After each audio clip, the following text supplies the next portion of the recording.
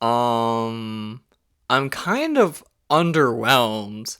Hello, hooligans. You know, every time that I say I don't like a popular film bro movie like Oppenheimer, I get comments being like, oh, you have no taste, go back to watching Marvel. First of all, shut the fuck. Second of all, I don't even like Marvel. I mean, I used to, but after Endgame, my interest kind of just went meow. I don't know why I just meowed. But the Marvels just came out on streaming, and I've heard a lot of bad reviews on the movie, so I thought it would be kind of funny to watch together. And I did watch a few things here and there after Endgame. I watched WandaVision, I watched Doctor Strange, I watched Spider-Man. So I do know who Monica Rambeau is, but I have no idea who Miss Marvel is or what she's all about. Also, I do really like Brie Larson as an actress. I loved her in Room. I wonder if we'll see any of these characters.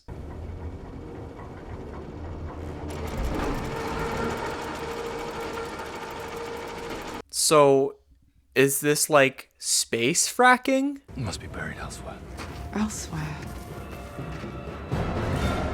Like where? Oh god, I'm worried already. I like the fact that we can immediately connect the villain with Miss Marvel because of the establishing shot with the bracelets, and we know that they're very powerful in some way.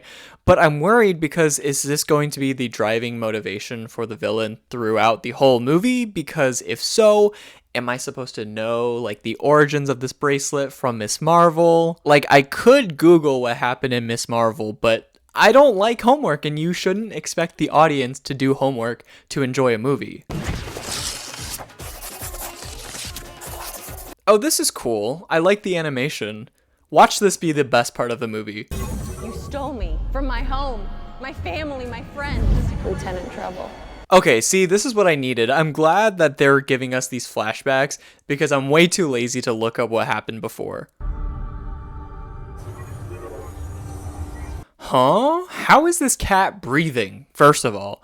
And second of all, while we're on the subject of nitpicking, Captain Marvel's hair is like moving as if it's impacted by wind, but there's no wind in space where there's no atmosphere, right? Actually, I don't know. Let me stop pretending to be an astrophysicist.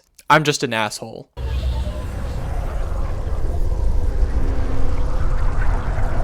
I will say, I've always liked the way they made Captain Marvel's powers glow. It looks very ethereal and powerful. Not the split screen.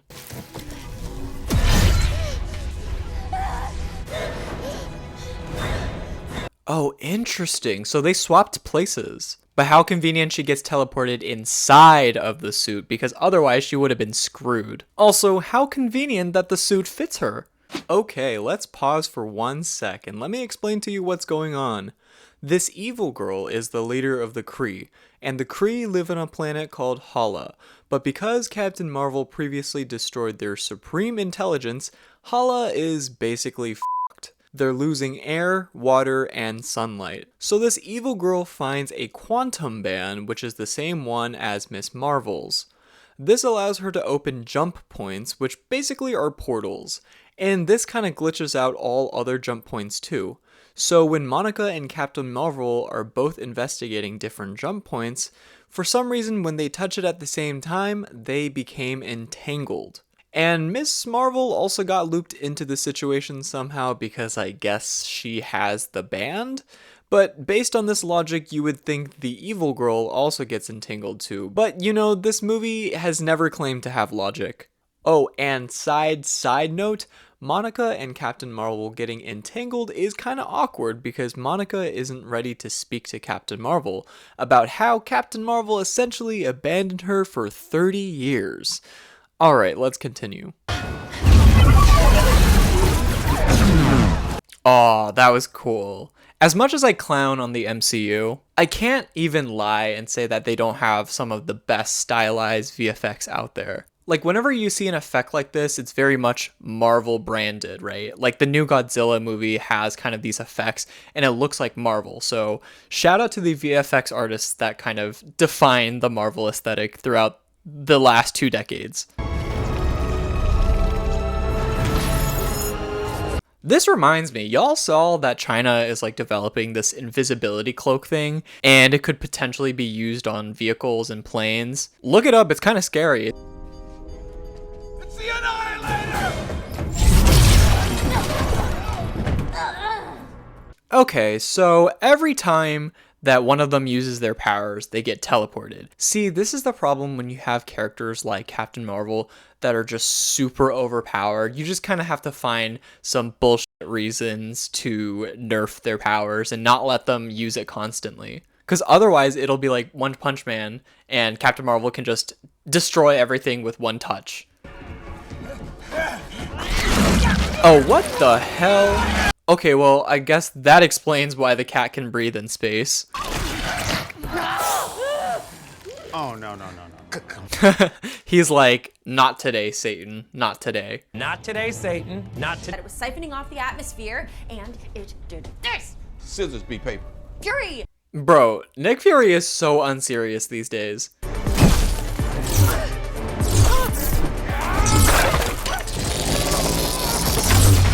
Man, I always feel bad in movies when a beautiful home gets just destroyed because all I can think about is just how annoying and expensive it is to replace everything and clean everything up. If that happened to my place, I would just be like, screw it, I'm leaving.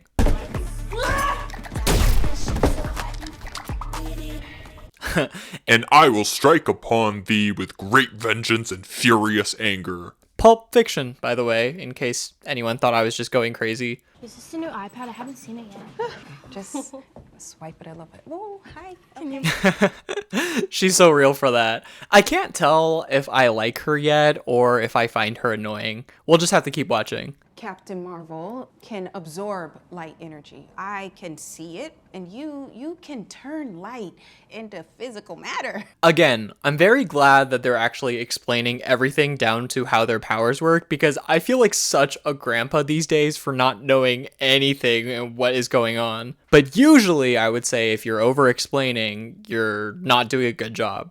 Why are we going there? Carol! Where you going? Whoa, okay, let's watch that back. That is such a strange effect. Like, I was just complimenting the VFX, right? But this was so weird looking. I feel like the sound effect they used and the speed at which she launched upwards just didn't match. It felt like she was lagging behind. Like, there was no anticipation to her flying upwards. Like, this would have looked a lot better if she maybe crouched down or squatted a little bit and then launched herself upwards. That would have made her look more powerful because she is a very powerful character. And in animation, one of the principles is anticipation because it makes the main component of the action look more effective. What they did here literally just looked like a slideshow animation. Here, like, I'll show you. Whee! Okay, sorry, I promise not to nitpick anymore on VFX shots. I'm not Quarter Crew, nor am I pretending to be. But that shot just really bothered me, and I had to point it out. Can she not just make a parachute or wings or something? Can't she just make anything out of her powers? Oh, okay, never mind. I guess I'm Boo Boo the Fool. Let me shut the fuck up. Okay, so now the Marvels head to this planet called Tarnax, where a peace treaty is being negotiated between the Kree and the Skrulls, who have historically hated each other. Once again, the Skrull have betrayed the Kree! Once again, Marvel has another super generic, bland villain with very vague motivations as to why she wants to kill people and take over planets, blah, blah, blah, blah, blah. Like, she is putting me to sleep. You would think after having this villain problem over and over again for so long that they would try harder to fix it. But no, I guess that's why no one gives a shit about Marvel anymore. No, how could Kamala now? We need to save who we can. Dang, that got kind of dark, but do I care about these people dying? No. Because did the movie give us a reason to care? No. Captain Marvel contacts Valkyrie to escort the Skrull refugees to New Asgard. Take it from me, Val. Oh, lesbians confirmed? But also, didn't they have like only one other on-camera interaction throughout the whole MCU? So it feels kind of forced. But hey, I guess a win is a win, right? Now we find out that the evil girl wants to find both quantum bands to rip open portals between planets so she can transfer resources like air and water back to Hala. This is why she destroyed Tarnax so that she could siphon the atmosphere's breathable air back to Hala. Breathe.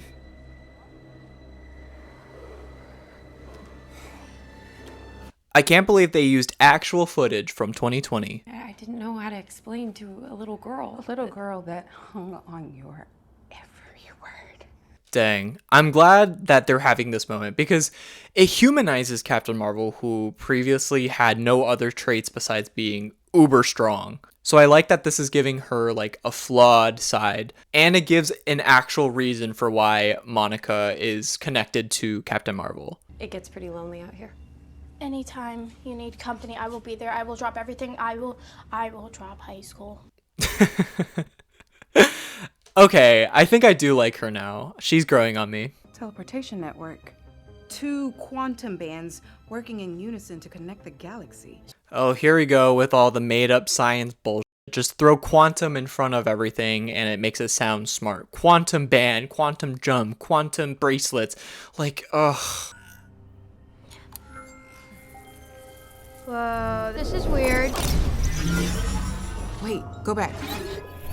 Oh, I would pay so much money for one of these. But I will say, imagine one of your friends accidentally sees one of your embarrassing memories. Or like, imagine someone uploads one of your embarrassing memories onto YouTube. Oh. Picture your mom Passed away while I was blipped.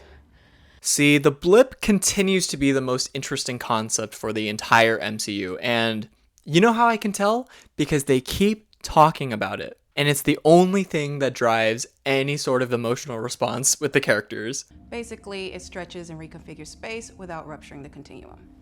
Like fracking? See? Space fracking. I was right. You know what this whole switching thing reminds me of? It reminds me of playing Super Smash Bros. And playing Pokemon Trainer, and you have the option to switch between Charmander, Bulbasaur, and Squirtle. Like, it's a good concept because you can kind of figure out ways of using the best combination of powers. But knowing Marvel, they're probably not going to take full advantage of the combos that are possible. You want to invest in index funds rather than in individual stocks. Of course, both a Roth IRA and 401k are important for tax purposes. No, because I really need this talk. Like, I'm about to take notes. I really need to up my financial literacy game. The Marvels predict the evil girl's next target is somewhere with an abundance of water. Captain Marvel figures it will be Aladna, a planet that she has previous experience in. I should warn you that I'm kind of famous here.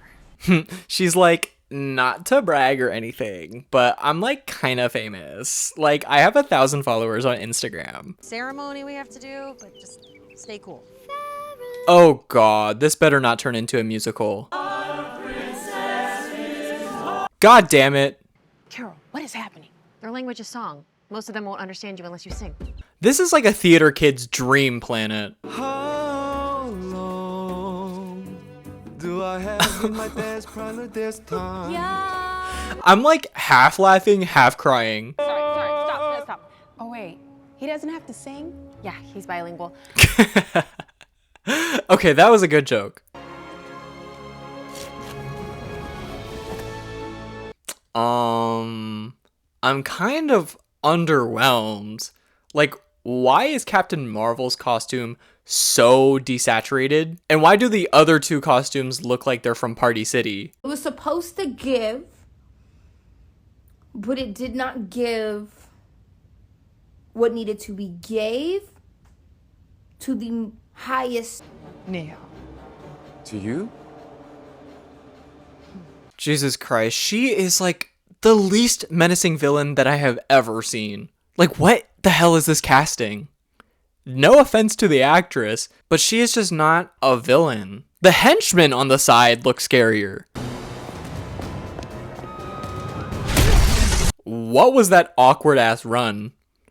Y'all see that? Let's play it back. Like, that was so weird.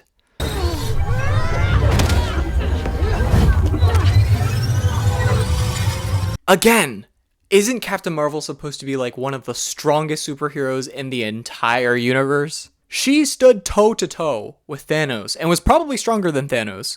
But now she's getting wrecked by some random lady with a goofy ass run. Like, be for real.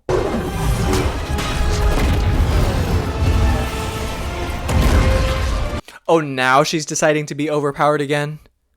I'm tired of this movie. The Kree have been ruled by an AI for a millennia. Well, this is about to be humans in the next few years with all this chat GPT crazy stuff going on. I thought if I fixed it, then I could come home. That's not how family works. I just wanted you, not.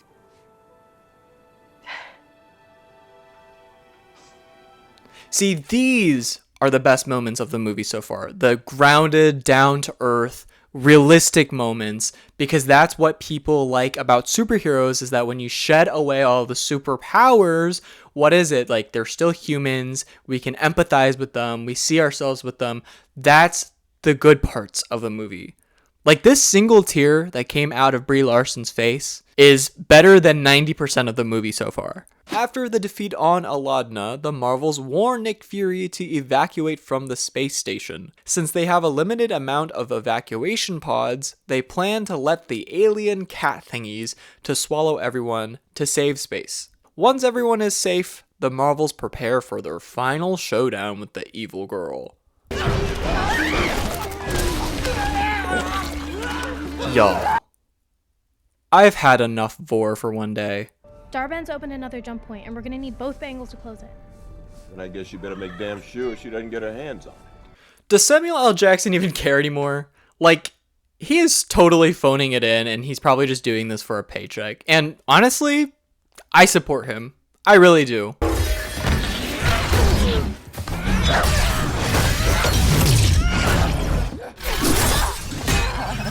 Come on now, seriously. You have all three of them teaming up. Plus, they now have this crazy strong hammer, and they still can't take her on. Like, she is just some random villain. She is not, like, Thanos level power. This is so annoying how inconsistent they are with the powers of each person. If you're gonna make this villain super, super powerful, then you gotta show us what she can really do besides throw punches and use a hammer. My blood pressure is like, ooh, it's spiking.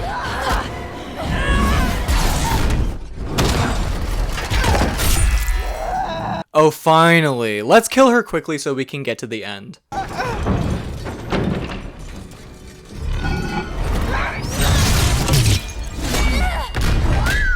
Oh my f***ing god. Intelligence out the door. Can we use our brain challenge? Now I'm just pissed because I have to watch more of this stupid villain. And by the way, I still don't even know what her name is. Okay, never mind. She survived for literally another 15 seconds, which I guess was super anticlimactic, but I'm just happy she's gone. It's a different reality bleeding into ours. In theory, you and Carol can reproduce the same amount of energy that was used to open it. I will absorb it and then release it, but from inside the tear. How does she know to do that? Oh, all of a sudden now she got a PhD in space-time riftology? Like, this movie is just a bunch of mumbo jumbo, man.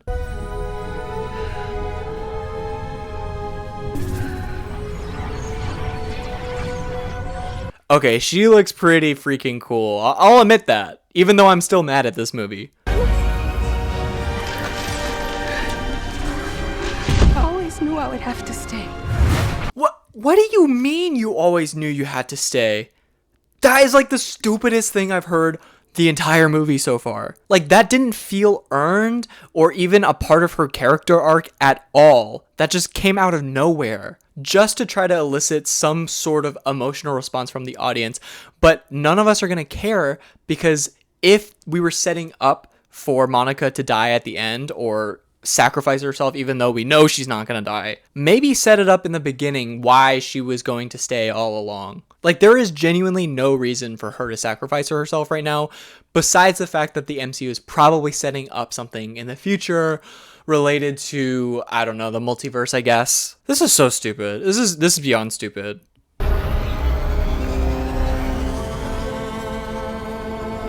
Okay, not to be an asshole again, but are you telling me that's the size of the sun? Keep in mind, the sun is like probably 100 times the size of Earth. That thing right there, that looks like the size of a shopping mall. You're telling me the size of a shopping mall sun is bringing life to a bunch of planets in this galaxy. Okay.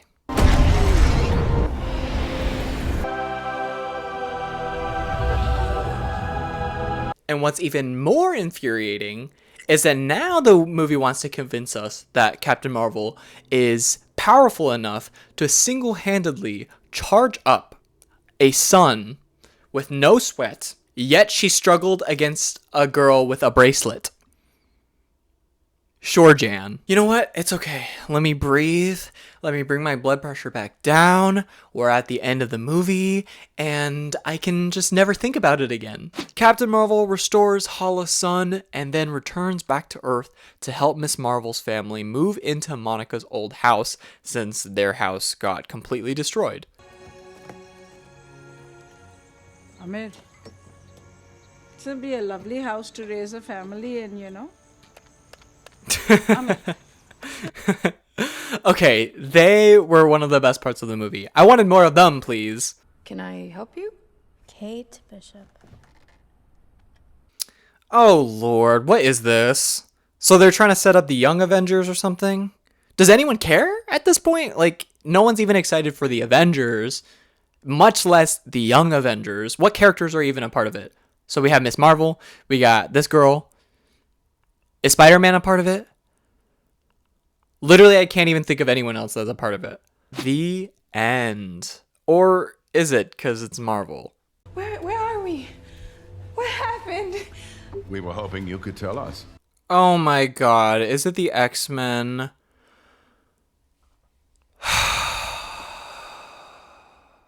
I don't even know why I watched the end credits, because I don't care. I really don't care. Well, after watching this movie, I can say for sure I'm glad I decided to stop being a Marvel fan, because clearly I have not missed much. I can see why nobody decided to go see this in theaters, and as y'all shouldn't, save your coin for something else. I know I was being kind of an asshole about some nitpicky parts, but this movie was just driving me insane, okay? The one redeeming thing about this movie was how short it was. I think the quality of this movie is comparable to Aquaman 2. I would maybe give this movie a slight edge because I found Miss Marvel pretty endearing, but not by much. Very slightly better. I think the whole swapping bodies concept is interesting on paper, but like I predicted, they did not take full advantage of it. And it kind of feels like they only put that into the movie to force some kind of connection between the three characters to justify why they're coming together as a team. I think if they chose to focus more on the familial themes that they had going on, it might have been a lot better. Like, I wanted to see more development between Monica, between Captain Marvel, and maybe that would have made Monica's sacrifice a little more sad. Especially because the fight scenes they had in the movie were pretty boring. Like, Miss Marvel had the best display of powers while everyone else was just energy blast, energy blast, energy blast. Also, I love the fact that the ending and the post-credit ending wasn't even trying to set up anything related to Carol Danvers whatsoever. It was like, I know it was your movie, but we're actually just gonna move on from you entirely and focus on the Young Avengers, because that's a smart business move. Anyways, that's it for me. I'm gonna go like meditate or something. I need to be zen. Make sure y'all like and subscribe if you enjoyed this video. That'll very much help out with the algorithm. And let me know in the comments below what other movie you want me to watch next. And as always, I will see you guys in the next video. Bye.